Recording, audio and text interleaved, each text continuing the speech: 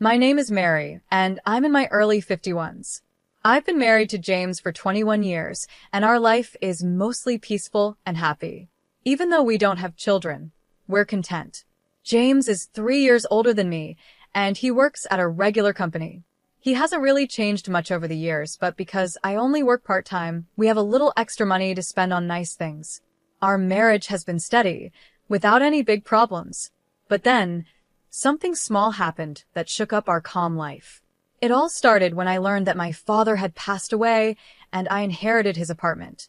After James and I got married, my father moved into a new, modern 3-bedroom apartment.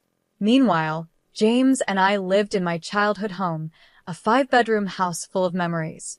My father had given it to us as a wedding gift, and he was happy for us to start our life there. I was so touched by his gesture. When my father passed away, I inherited his apartment. I loved that place, so I decided to rent it out right away. But one day, during a conversation with James's family, an unexpected suggestion came up. Someone said, "Rachel and her kids are living in a small place. How about they move into Mary's 5-bedroom house?" Rachel is James's younger sister. She's divorced and raising 2 kids in a 3-bedroom apartment, which is probably a bit cramped for them. To be honest, my relationship with Rachel hasn't been great. Every time we meet, she makes little sarcastic comments about the fact that James and I don't have kids yet. James and I got married just before we turned 32, and ever since then, Rachel has been making these remarks. As I got older, her comments became even more cutting, like, "You're over 32 and still no kids?" Or, "Don't people see you as less of a woman without children?" What hurt me the most was something she said after my father passed away. She looked at me and said, "It's a shame your father never got to see a grandchild." That really shocked me and left me feeling numb. Rachel is actually 5 years older than me, so instead of a younger sister-in-law, she feels more like an older one. We've always tried to be kind to her and treat her like family, but those remarks really stung. I naturally built a wall in my heart against Rachel. I'm an only child, and my father was my only family. Losing him was hard enough, but Rachel's words made it even worse. Some time had passed since my father's death, and I hadn't seen Rachel for a while. Then, out of nowhere, my mother-in-law brought up something unexpected. She said, "Rachel is willing to pay $1,000 a month in rent." When I saw the smug look on her face, I was too shocked to say anything. The apartment we lived in was old, but we took good care of it, and it was still in good shape. There was a big mall nearby, and transportation was easy with buses and trains. If we rented out the apartment, I thought it would go for at least $2,500 a month. But $1,000? That was unbelievable. Didn't they know the going rate for this area?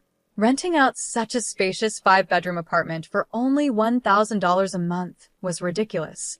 Maybe they thought I had agreed, because I didn't say anything right away. My mother-in-law seemed really excited about the idea and said, "You already have another apartment, right? You can live there instead. Even if you don't renew the lease, Rachel and her kids can move in, so it's all fine. How long is the contract?" James seemed excited too and added, "That's a great idea. The place your father lived is new and perfect for just the 2 of us." At this point, the conversation was moving forward without even considering our thoughts, and I started to panic. I couldn't help but blurt out, "Isn't there an option for all of us to live together in this apartment?" James's parents had a big house, and they were the only ones living there. They even had rooms for both James and Rachel, so I thought it would be fine if they all moved in. After all, they said they wanted a bigger place. Normally, before making decisions like this, you talk with the family. But moving in with James's parents would mean Rachel's kids would have to change schools, and they seemed worried about the cost and hassle of getting new school uniforms and gym clothes. I didn't want to directly say I didn't want to rent the apartment to Rachel in front of my mother-in-law, but I said, "This is my hometown. I can't just leave so easily."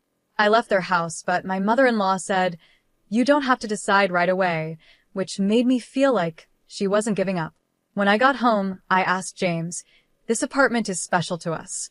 Why are you so quick to decide to leave?" He seemed surprised and said, "Well, it's not a single-family home." I was shocked by his answer. Maybe because he grew up in a house, an apartment didn't feel like a real home to him. but I wished he could at least understand my feelings and apologize. Instead, I felt upset. I raised my voice and said, "This is my home, my apartment. Why are you making decisions without asking me?" James looked upset and replied, "We've been married for 21 years. Why are you saying my apartment? It's our apartment." I could hear the frustration in his voice. I wished he could understand how much this apartment meant to me as my special home. If he had hesitated about renting it to his sister, I might not have felt so hurt by his words. But in that moment, I felt deeply hurt. We tried to calmly talk about it many times after that, but it was difficult. James didn't seem to understand my feelings at all. He started calling me things like money-minded, stubborn, and selfish. As time went on, the distance between us stayed the same. During this period, I kept getting messages from my mother-in-law asking if we had made any progress on moving. The pressure from both my mother-in-law and James, who didn't seem to understand my perspective, wore me down. I felt like I was nearing my breaking point. Then one day, I was shocked to receive an email from Rachel. She wrote, "Why are you two, without kids, holding on to such a big space? You don't need it. Just move out." I hadn't heard from Rachel since we started talking about the apartment, and now here she was, telling me to leave. I never imagined she would send such a blunt message. Reading her email, I reflected on everything I had been through and felt a wave of self-doubt. The idea of divorce crossed my mind several times. Each time, I tried to calm myself, but I was reaching my limit. I decided to visit the local government office to start the process for a divorce. I also reached out to a specific place to understand the next steps. A few days later, with a clearer mindset, I went to the court. After checking, I found out that both the apartment we lived in and the one I was renting out were in my name. It was legally mine. Confirming this gave me the strength to confront my situation with James. I thought about what I needed to do next and decided we needed to talk seriously. I told James, "I've said this many times, this is my house. I can't stand the idea of renting it to Rachel. I don't want to give my home to someone who treats me poorly. Please talk to your mother and Rachel about this." James's face darkened like he was tired of the conversation. I had already told him about all the hurtful things Rachel had said to me and how much I disliked her behavior. I wanted him to understand my feelings, but instead, he sided with Rachel, saying, "Rachel is right." It was then that I realized how things had truly changed. I could have gone through with a divorce at that moment, ending the pain I was feeling. But I couldn't bring myself to end a 21-year relationship so quickly. Deep down, I was ready for divorce if James rejected what I had to say. Still, I thought to myself, maybe I'm being too sensitive about Rachel. Maybe she isn't being as condescending as I think, and I'm just exaggerating things. James didn't get it, though. He said, "I really don't understand why you feel this way." His words hurt. Was I the only one feeling like this? I asked him, "If that's how you feel, will you sign this?" And I handed him the divorce papers. James looked shocked but quickly replied, "Do you really want to end our relationship over something so small?" He didn't understand that it wasn't a small issue to me. "I'm serious," I said, looking him in the eyes. "I care about Rachel too, but lately things between us have changed. I don't feel the same love anymore, so I'm leaving." My heart ached when I saw how casual James was about it, smiling like it wasn't a big deal. It made me feel like he didn't understand how deeply this was affecting me, and I felt tears start to well up. I just wanted him to leave sooner rather than later. James then said in a softer tone, "Maybe Rachel and my mother don't really want to get along with you. Have you ever thought that because you always focus on yourself, our relationship has suffered?" His words stung again. We had always misunderstood each other, even while trying to make things work. "I think it's impossible to fix our relationship now, no matter how much we talk. I can't imagine a future with you anymore," I said calmly. "If you can't understand my feelings, then we'll have to go through with the divorce." James looked both surprised and sad as he asked, "Do you really feel that way?" Then he left the house without saying anything else. He didn't sign the divorce papers, and he left all his belongings behind. A few days later, James came back. He looked sad and unsure. "What should we do from here?" he asked quietly. I could tell he thought I might forgive him if he acted humble, but my mind was already made up. There was nothing left to discuss. "If you agree to the divorce, sign the papers," I said. If not, we'll have to take legal action. And by the way, I've decided to let go of this house. I had been thinking about selling it for a while. The day I went to get the divorce papers, I talked to Mr. Eric, an old friend of my father's. I'd known him for years. When I was a child, Mr. Eric was always by my father's side until the very end. He even attended my father's funeral and gave me his business card, telling me to reach out if I ever needed help. The card had the details of his law firm. Thanks to Mr. Eric, I was able to get help from a legal advisor to deal with my father's inheritance. When I told Mr. Eric about my situation, he gave me honest and helpful advice. He explained the importance of checking property ownership, dealing with divorce complications, and other tips that helped protect me. After James left the house for a while, I decided to sell the apartment. I quickly contacted real estate agents to start the process. I also informed Mr. Eric about my rocky relationship with James and how he refused to sign the divorce papers. Asked for his help in handling the divorce. When James found out I was selling the apartment, he was shocked and angry. You always said this was our family home. Are you really going to sell such an important place? After all the concern you had about Rachel, you're being selfish, he said. But his words didn't affect me anymore. I looked him straight in the eyes and asked, "Do you have anything else to say?" James seemed surprised but quickly began arguing. Why would you make such a big decision on your own? The apartment may be in your name, but after a divorce, there should be a division of property. This place belongs to both of us, right? James was clearly emotional and desperate, but I calmly smiled and responded, "Actually, this apartment has been in my name since before we got married. I checked with my lawyer, and anything owned before marriage isn't part of the property division." Selling the apartment was difficult, but I didn't want to hold on to painful memories in this home. With the advice from Mr. Eric about property laws, I decided selling was the best choice. When James realized the truth, his attitude changed quickly. "I'm sorry," he said. "This place means a lot to you, but it hasn't been sold yet, right? Please reconsider. Let's give it another try. I'll talk to Rachel and Mom. Just stop the divorce and the sale of the apartment." As I listened to him plead, I found myself wondering why I had stayed with him for 21 long years. I was shocked that I had chosen someone like him. Don't try to act nice now. When we were together, you never stood by my side. The idea of starting over with you is impossible, so please leave. We both need to move on. He wasn't easily convinced, and this created a big gap between us. But after going through all the necessary steps, I was finally able to end our relationship. It felt like the start of a new chapter in my life. At first, being alone seemed scary, but I realized it wasn't as bad as I thought. Now I live in a new 3-bedroom apartment, living life the way I want. My mother is with me, and even though he's gone, I'm fine. Everything is okay. My husband once coldly said, "You're not needed here." That shocked me. I had been sending $3,100 every month to his parents, but it didn't matter to him. Then, to make things worse, my mother-in-law added, "A wife who can't do proper housework isn't needed," with a cold smile, almost as if she was happy to see me go. Realizing there was no point in trying to please these people anymore, I decided to leave.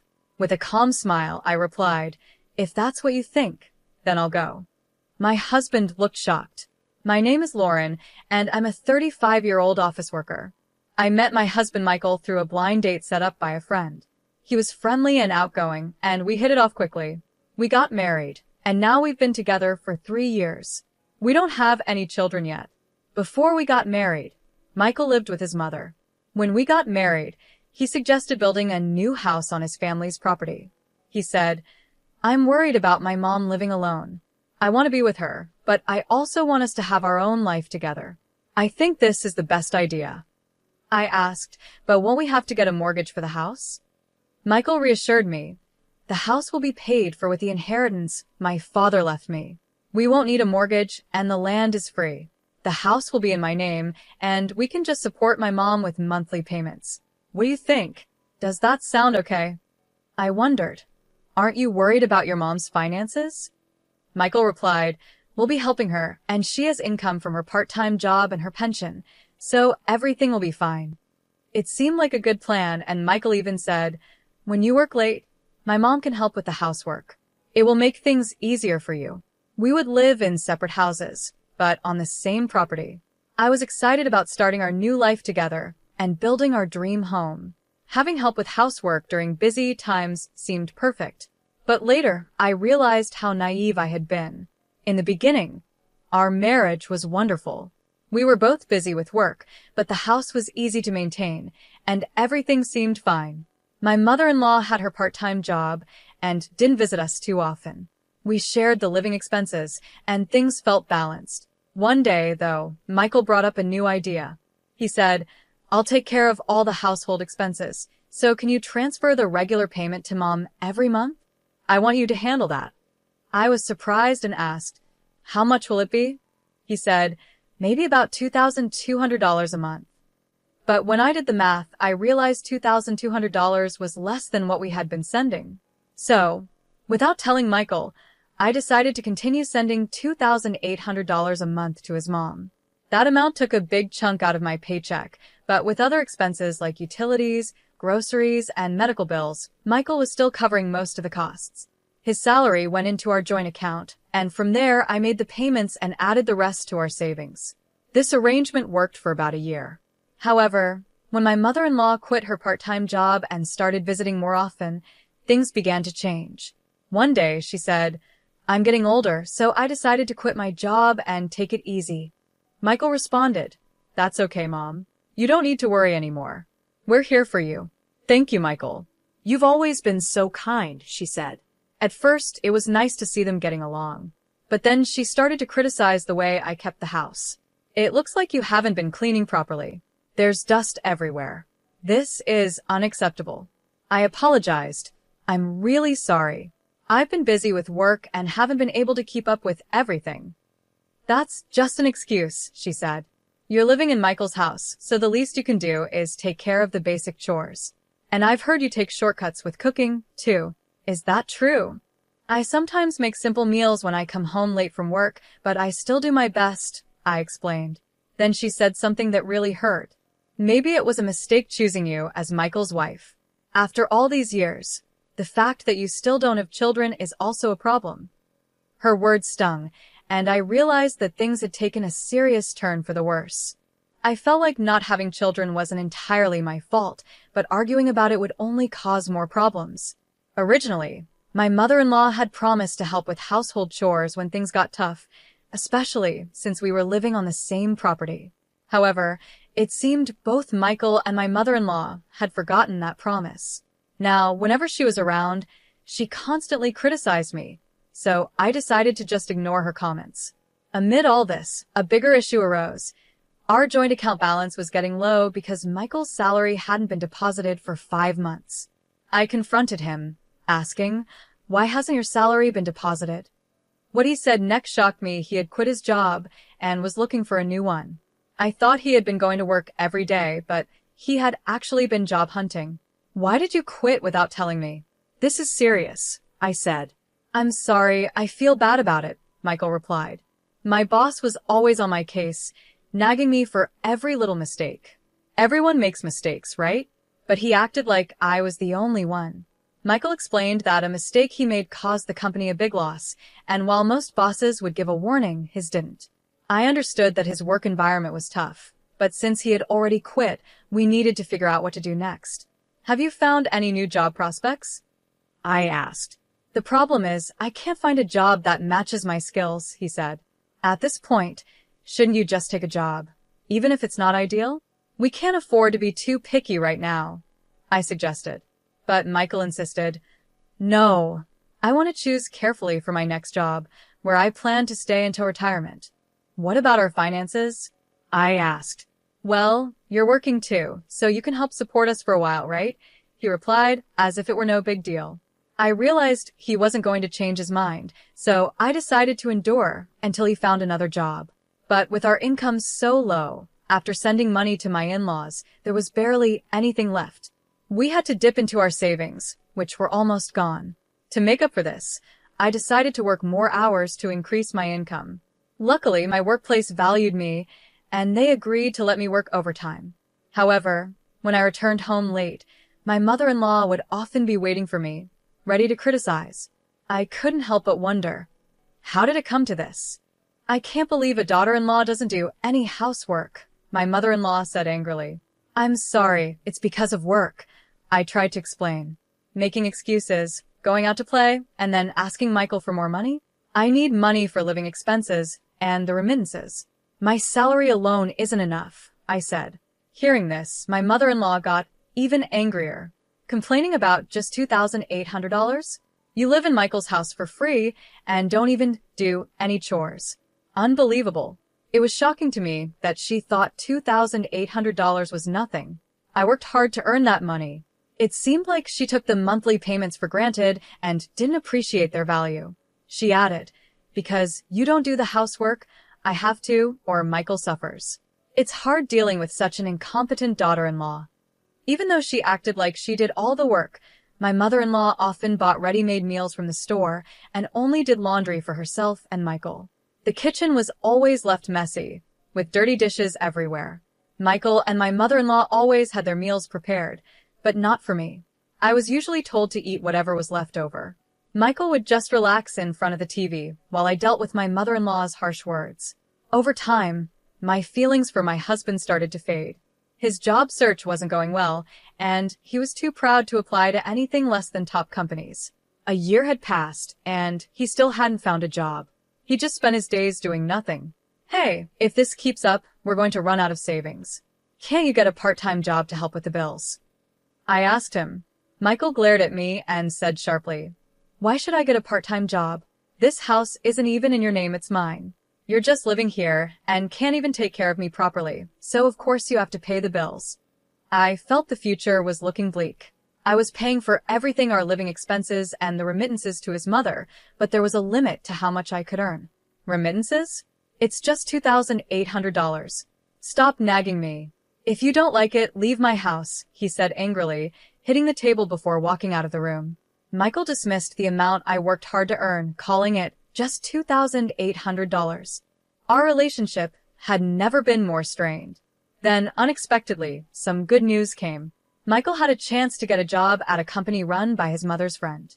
While the salary wasn't as high as his old job, I was just thankful he would be working again. The trial period was set for 5 months. Michael grumbled, I don't think this company is the right fit for my skills, but it's hard to say no since my mom introduced me. As long as you're willing to work, that's what matters. Do your best and aim for full employment, I replied. I never imagined that Michael's new job would cause more problems. At first, he left for work every morning with energy, but after a month, things changed. He started coming home late, and sometimes he didn't come home at all. His jacket smelled like a woman's perfume that I didn't recognize. On top of that, he stopped contributing his salary to our household and even started withdrawing money from our joint account without asking me, while still sending the monthly remittance to his mother. I decided to stop putting my salary into the joint account, which made Michael furious. He confronted me, asking, Why aren't you putting money in the account? The balance is almost zero. Where is your salary going? You're not paying for the living expenses. Tell me how you're using the money. I told him, That's not fair. Am I the only one earning and managing our household? If you contribute, I will too. Michael shot back. This house is mine. It's only natural for you to contribute. I was shocked by how he expected me to use my earnings for his spending, pay the remittances to his mother, and cover all the household costs. I also started to suspect he was having an affair, though I didn't have proof yet. I decided to investigate. Since I couldn't afford to hire a private investigator, I had to do it myself. One night, while Michael was asleep, I used his fingerprint to unlock his phone. I found messages with a woman named Julie, and the content was shocking. The messages said things like, I really enjoyed our date today. I wish we could be together forever. And, would you consider marrying me? I'll get rid of my wife. Wait for me, can't wait to start our life in a new home. I took screenshots and saved the messages to my phone. I then decided to find out who Julie was. But before I could act on it, I came home from work one day to find bags piled up at the entrance. What's all this? I asked.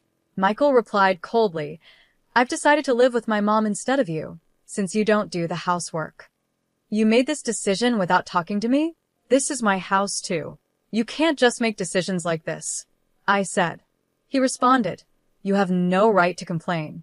Since I'm paying for the remittances and living expenses, I can decide what happens here. It's better with my mom around, so you should leave." To make matters worse, my mother-in-law also chimed in, saying, "A wife who doesn't do housework is useless," smiling like she was happy to see me go. At that moment, I realized it was pointless to keep trying with these people. I made my decision in that moment. "First, please sign this," I said, pulling out the divorce papers I had prepared from my bag and handing them to Michael. Confused, he asked, "When did you prepare this?" "The day you told me to leave the house. I got them right after you said that," I replied calmly. Michael was surprised, but eventually he agreed and signed the papers. I signed them as well and said, "I'll submit these to the city office. I'll arrange for a moving company to get my things out as soon as I find a new place. I want you out as soon as possible." My mother-in-law yelled at me, but I ignored her. I packed the essentials into a bag and headed to my parents' house. They were surprised by my sudden arrival, but they welcomed me with open arms, understanding that something was wrong. The next day, I took some time off from work and began to take action. First, I submitted the divorce papers to the city office. Then, I started looking for a lawyer to help with the divorce process and any compensation I could claim. I also began searching for a new place to live. It was a busy time, but I felt a sense of fulfillment as I moved forward with my life. I found a nice, modern apartment perfect for a single person and hired a moving company to help with the move. On the day of the move, I returned to the house while Michael was at work, but his mother was there. The movers took my furniture, appliances, and other belongings, piece by piece. "You're taking everything? The house will be so empty," she said. "These are all the things I bought when we got married. I used my savings to get the furniture and appliances. Since the house is in Michael's name, these items are mine," I explained. She couldn't argue and was clearly frustrated. After moving into my new, luxury apartment, I started enjoying my independence. I was able to use all my income for myself, and thanks to my hard work and overtime, I got promoted and my salary increased. Life went on like this for about 5 months. Then I started getting a lot of calls from my mother-in-law. I regretted not blocking her, but eventually I gave in and answered one of her many calls. "Hello, Lauren, can we talk?" she said. "What do you want?" I asked, tired of her persistence. "Please, can you come back?" she pleaded. "What?" "I thought you wanted me to leave." "I'm sorry. I've thought about it and reflected on everything," she replied. She wanted me to start sending her $2,800 again, just like before. I couldn't believe how selfish she was. She explained that Michael's affair at work had been exposed, and he couldn't get a regular job anymore, only part-time work. He and Julie had started living together, but Julie didn't like living with his mother, so she moved back to her old home. Without the money I used to send, she was struggling to survive on her pension. "I have nothing to do with you anymore. I won't send you any money," I said firmly. Then I blocked her number and also blocked Michael's. I didn't want any more contact with either of them. But a few days later, Michael showed up outside my workplace. "Lauren, I'm sorry. Can we start over?" "I'm in trouble," he said, clearly desperate. I was shocked to see him there. He explained that living with Julie hadn't worked out because she couldn't do housework, and after the affair became public, he felt uncomfortable at work and quit. Their relationship fell apart because of their financial struggles and constant arguments, and Julie had left him. "It's too late," I told him. "I don't want to see you again. If you try to ambush me like this again, I'll call the police." He shouted, "Wait," as I walked away, but I ignored him and went home. Later, with the help of my lawyer, I received $50,000 in compensation, and Julie paid me an additional $210,000. I heard that Michael was now working several part-time jobs to pay off his debts and had even resorted to shady ways of getting money. Meanwhile, my mother-in-law had gone back to working part-time and was living frugally.